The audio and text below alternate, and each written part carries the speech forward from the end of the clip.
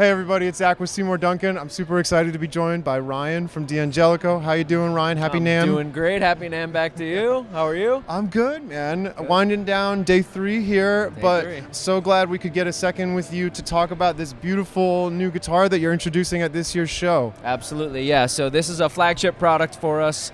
It's not been available for a couple of years, so we're extremely excited to have it back. This is the EXL-1, available in the Excel Series. Okay. So its full name is the Excel EXL-1. As I mentioned, this is our flagship archtop. This is based off of the single cutaway designs that John D'Angelico originally made popular in the 1940s. Wow. Mid-century New York, like the jazz age sound. This is our most popular archtop. It's one of our most asked about guitars, so we are truly thrilled to be re-debuting it here at NAMM 24. Oh, yeah, I can see why. It's absolutely beautiful. And I imagine it sounds pretty darn good too. It does. It sounds incredible. That's great.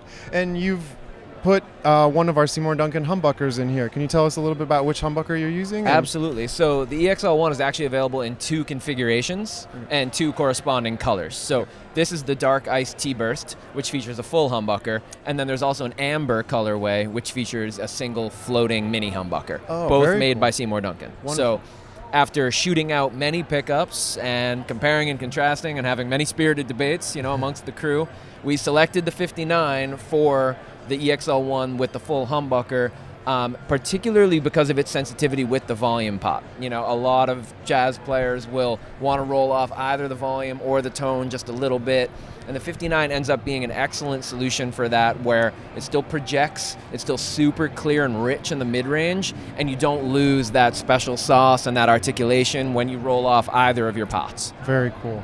So that's the full humbucker on the Dark Ice T-Burst, and then on the amber colorway, we've got the Seymour Duncan Custom Shop floating mini humbucker, the Johnny Smith, which is just hands down one of my favorite pickups of all time.